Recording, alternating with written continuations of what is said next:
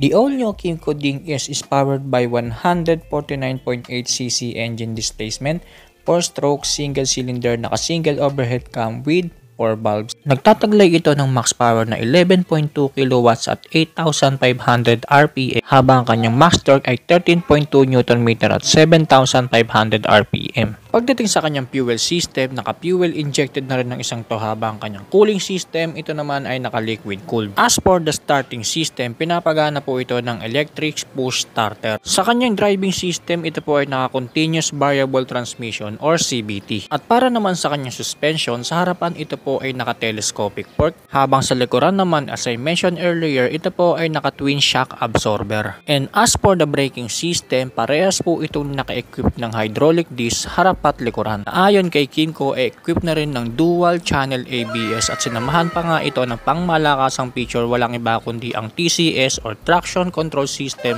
na talaga naman mapapakinabangan natin sa mga malulubak na kalsada. Para naman sa kanyang dimensions, meron itong overall length na 1,957mm, overall width na 787mm at overall height na 1,175mm.